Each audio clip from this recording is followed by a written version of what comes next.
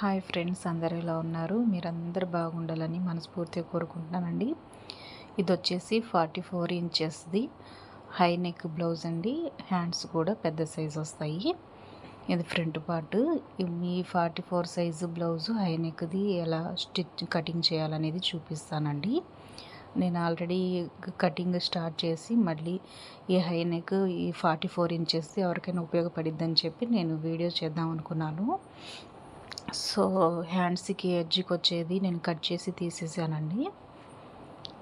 ఇప్పుడు మనకి ఇది వచ్చేసి నేను మామూలుగా ఎక్స్ట్రా ఇది చేతి పనికి పెట్టాలి కదండి, నేను అది మర్చిపోయాను. సో మళ్ళీ చూపిస్తాను ఒకసారి.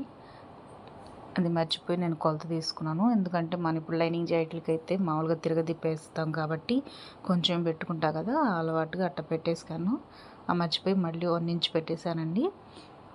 చేతి పనికి వదిలిన తర్వాత మళ్ళీ అక్కడ నుంచి చేతి పనికి ఎక్కడైతే వదిలేసామో అక్కడ నుంచి మళ్ళీ అస్సలు ఖర్చుకి పెట్టేసుకుందాము. ఇకపోతే చేతి లూజు ఈ కొలతలు అయితే ఏం మార్పు లేదండి, కరెక్ట్గా ఎలా ఉందో అలా. అక్కడ నుంచి చేతి లూజు ఆర్మ్ డౌన్ తీసుకోవడానికి కోసం చేయి పొడవు చంక దగ్గర ఎంత ఉందో చూసేసుకుందాం. ఇక్కడ నుంచి అస్సలు చేయి పొడవు ఎంత ఉందో చూసుకుంటే ఇటు సైడ్ తీసుకొచ్చి 3.5 తీసుకోవచ్చండి. అలా కాదు అనుకుంటే చేతినే చంక దగ్గర నుంచి చేయి లూజ్ దాకా చూసుకున్నా వచ్చేసిద్ది. ఎలా అయినా ఒకే కొలత వచ్చేసిద్ది. ఇలా ఒక గీత కొత్తగా నేర్చుకునే వాళ్ళకైతే ఆ గీత పెట్టుకుంటే ఈజీగా తీసుకోవచ్చు. కాబట్టి పైన 2 గీతలు, కింద మనం ఎక్కడైతే 3.5 ఇంచులకి తీసుకున్నామో ఆ స్ట్రైట్ గీత గీసుకొని చంక రౌండ్ దగ్గర తీసేసుకొని ఇక్కడైతే ఖర్చులు పడతాయి. ఇక్కడ ఆ 2 ఇంచెస్ దగ్గర నుంచి క్రాస్గా తీసుకొచ్చి లూజ్ తీసుకొని ఇక్కడ ఖర్చులు పడతాయండి. క్లాత్ ఇంకా పెద్ద సైజ్ బ్లౌజ్ కదా, 44 ఇంచెస్ అని చాలా పెద్ద బ్లౌజ్ అది. వీటికన్నా పెద్ద సైజ్ బ్లౌజులు కూడా నా దగ్గరికి వస్తారండి కస్టమర్స్. ఎవరికైనా ఏ సైజు బ్లౌజ్ కటింగ్ కావాలన్నా నాకు కామెంట్ చేస్తే నేను ఖచ్చితంగా వీడియో పెడతానండి.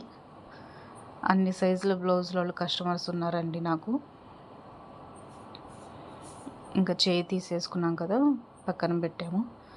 ఇప్పుడు నేను కొలతకు తీసుకుంటున్న బ్లౌజ్ కూడా నేను కుట్టిందేనండి, హై నెక్ బ్లౌజు. మనకి రెగ్యులర్ కస్టమర్ మేడం కూడా. ఇదేమైనా ఎక్కువ తక్కువ ఉన్న క్లాత్ మొత్తం స్ట్రైట్ గీత గీసేసి తీసేసుకుందాము. ఈ సైజ్ బ్లౌజ్ వాళ్ళకి హై నెక్ కూడా మనకు అసలు ఎక్కడ ముక్క మిగలట్లేదండి. కనీసం హెమ్మింగ్ వేయడానికి ఏమైనా ఎక్స్ట్రా ఖర్చులు పడితే మిగలట్లేదు. కాబట్టి మీటర్ ముక్క సరిపోవట్లేదు మేడం అని చెప్పాను. ఇంట్లో చాన్నాళ్ళ నుంచి ఉన్నాయంట, కరెక్ట్గా ఎక్కడ సెట్ అవ్వట్లేదని. ఇప్పుడు 1 ఇయర్ నుంచి నాకు ఇప్పుడు ఈ 2 ఇచ్చేస్తే మళ్ళీ 2, ఈ 2 ఇస్తే మళ్ళీ 2 అట్ట పంపిస్తూ ఉంటారండి. అవి సెట్ అయిపోయినాయి, ఇంట్లో ఉన్నాయి కాబట్టి పంపిస్తున్నానమ్మా. ఇక నుంచి ఎక్స్ట్రా నువ్వేంత తీసుకోమంటే తీసుకుంటా అన్నారు.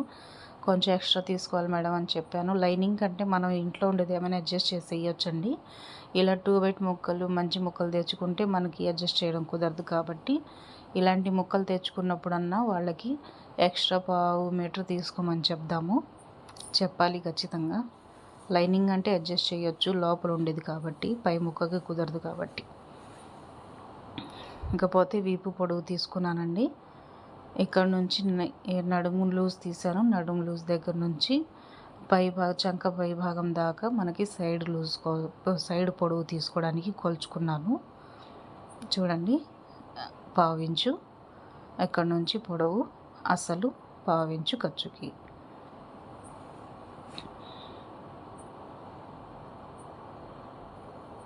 ఇంకా హై నెక్ కదండి, మనకి వెనకాల వీపు భాగంలో కరెక్ట్గా చూసేసుకొని పైన మెడ దాకా పట్టేసుకొని వీళ్ళకి నెక్ ఎంత వరకు ఉందో పైకి చూసుకుందాము.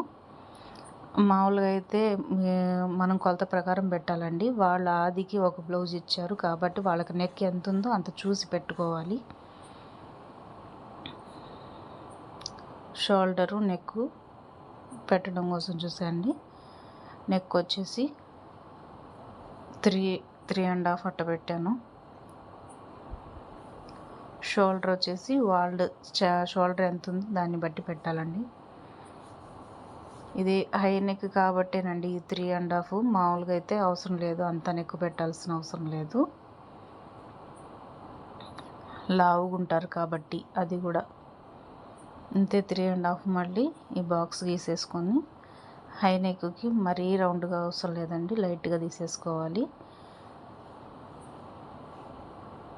చూపించాను కదా, ఆ నెక్ అవసరం లేదు, ఈ పైనుంచి అలా తీసుకోవాలి. రెండు విధాలుగా చూపించాను ఎలా తీసుకోవాలో ఎలా తీసుకోకూడదు అనేది. హై నెక్ పెట్టేటప్పుడు కొంచెం చంక డౌన్గానే ఉంటేనే బెటర్ అండి. ఎలా అయితే బోట్ నెక్కులకు ఉంటామో కొంచెం డౌన్గా, అందుకని. ఇప్పుడు కొలత వచ్చిన కాడికి గీసేసుకొని గీత గీసేసుకొని పైన షోల్డర్ దగ్గర నుంచి 2 ఇంచులు వదిలేసి ఈ లూజ్ ఎంత ఉందో చూద్దాం. ఛాతీ లూజు 44 ఇంచెస్ అంటే 11 అండి. 11 పెట్టేసేసాను. 2 ఇంచెస్ ఖర్చుకి. ఇక్కడ నుంచి రౌండ్ తీసేసుకుందాము చంక కొలతకి. ఈ 1/2 ఇంచు కింద తీసేది ఎప్పుడు కూడా తీస్తాను కదండి. డాట్స్ దగ్గర నుంచి నడుము దాకా ఎప్పుడు ఖర్చులు బయటకు వచ్చి లోపల నెట్టుకునే పరిస్థితి లేకుండా, అలా ఖర్చులు బయటికి రాకుండా ఉంటాయండి అక్కడ షేప్ తీయడం వల్ల. ఒకసారి ఆమ్ రౌండ్ కూడా చెక్ చేసుకోవాలి. ఎప్పుడు కూడా ఆమ్ రౌండ్ మనం గీసాక ఖచ్చితంగా మళ్ళీ చెక్ చేసుకోవాలండి. మనకు తెలుసు కదా ఉరామరుగు గీసుకొని వెళ్దామని అనుకోకుండా ఖచ్చితంగా ఆమ్ రౌండ్ ఒకసారి చెక్ చేసుకోవాలి. ఇప్పుడు దీనికి కరెక్ట్గా వచ్చేసింది, ఒక్క గీతనే తేడా.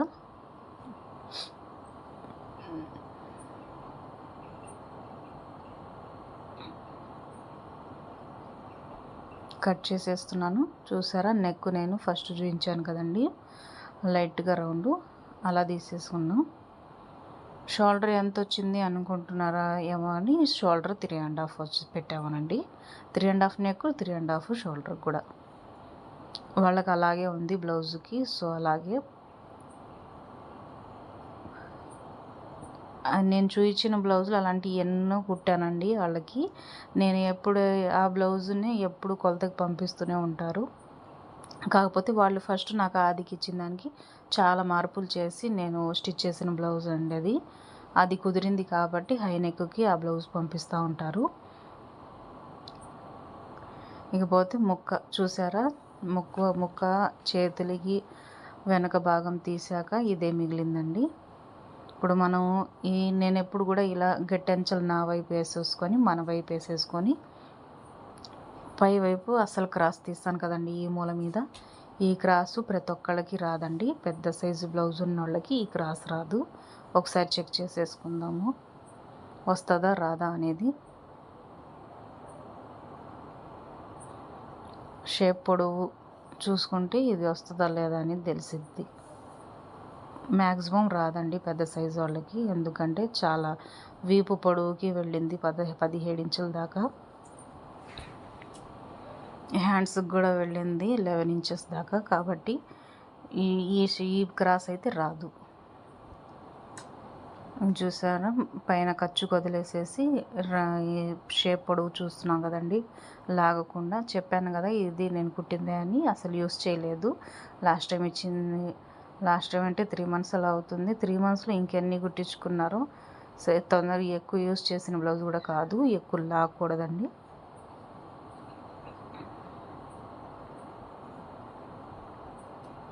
షేప్ పొడవు తీసేసుకున్నాం కదండి. ఇది నేను టేప్ కొలత చూపించలేదు కదా. షేప్ పొడవు వచ్చేసి 13.5 అండి.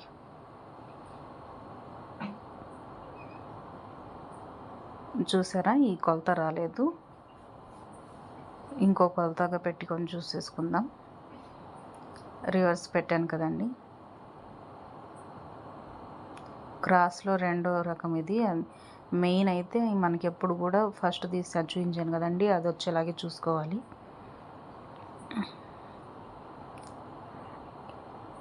ఇంకొచ్చేసి ఇలా ఎలా ఉందో అలా బాక్స్ గీసేస్తున్నాను. ఈ డాట్స్ మాత్రం చంక దగ్గర తీసే డాట్స్ క్లాత్ మీదే పడేటట్టు చూసుకోవాలండి. ఎక్కువగా క్లాత్ మళ్ళీ కలిసి రాకూడదు మనకి, ఎందుకంటే మళ్ళీ దానివల్ల కూడా తిత్తులు వచ్చే అవకాశం ఉండిద్ది. 2 ఇంచెస్ షోల్డర్ పై నుంచి 2 ఇంచెస్ ఇటు చంక దగ్గర నుంచి రెండు వైపు ఇటువైపు ఖర్చుకి తీసేసి మనం మధ్యలో ఎక్కడైతే రౌండ్ తిరిగిద్ది అనుకుంటామో అక్కడ నుంచి పైకి, ఇటువైపు నుంచి కిందకి మనం షేప్ తీసుకోవాలండి. ఆర్మ్ డౌన్ కానీ క్రాస్ తీసేసుకున్నాం ఫ్రంట్కి.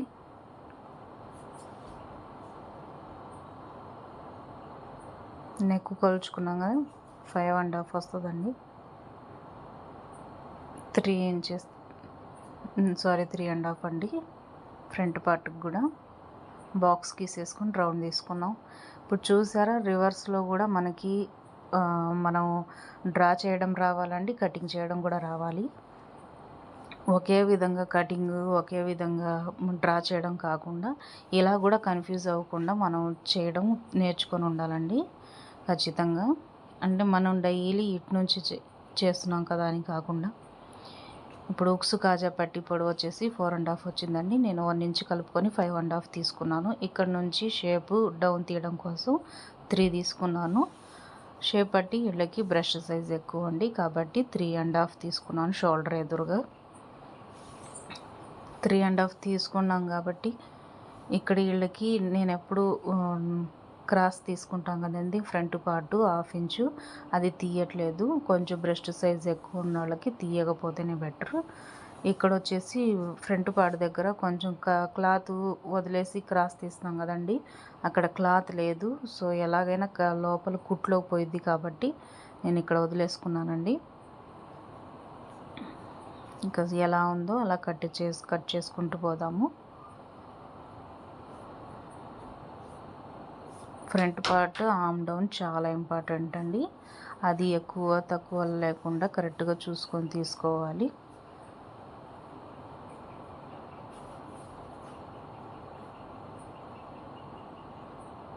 చూసారా, మనం ఎలా అయితే డ్రా చేయడం గురించి ఇందాక చెప్పాను కదండి, లెఫ్ట్ సైడ్ కూడా రైట్ సైడ్ నుంచి కూడా కట్ చేయడం, డ్రా చేయడం ఇంపార్టెంట్గా వచ్చి ఉండాలి. ఎందుకంటే ఎట్ సైడ్ నుంచి మనకి కొలత తీయాల్సి వస్తుంది, ఒక్కోసారి కటింగ్ కూడా రివర్స్లో చేయాల్సి వస్తుంది, ఒక్కోసారి డ్రా కూడా రివర్స్లో చేయాల్సి వస్తుంది. ఈజీగా ఉండేటట్టు, మనకు తేలిగ్గా ఉండేటట్టు నేర్చుకోవాలండి.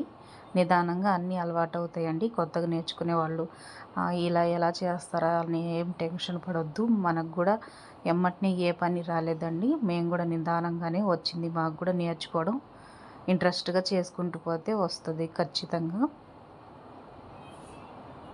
ఇంకా షేప్ పట్టి పొడవు కోసం నేను చూసారండి, షేప్ పొడవు తీసుకున్నాను. షేప్ పట్టి పొడవు ఇటు నేను ఎప్పుడు ఈ కొలత ఎందుకు పెట్టుకుంటానంటే, మనకి మా సైడ్ పట్టి జాయింట్ చేసేటప్పుడు ఎక్కువ తక్కువలు రాకుండా నేను ఎట్టయితే మనం షేప్ పట్టికి మడత పెట్టామో అంతే ఇక్కడ తీసుకొచ్చి 1 ఇంచ్ ఎక్స్ట్రా తీసుకున్నామంటే ఖర్చులకు పోతాయండి. మిగిలింది కరెక్ట్గా మనకి వెనక పార్ట్కి సరిపడా ఖచ్చితంగా షేప్ పట్టీలో సరిపోయిద్ది. కొలతలు అవసరం లేకుండా నేను అందుకే వెనక పార్ట్ భాగం వేసుకొని తీసుకుంటానండి. చాలా ఈజీ మెథడ్ ఇదైతే, ఒకసారి ట్రై చేసి చూడండి.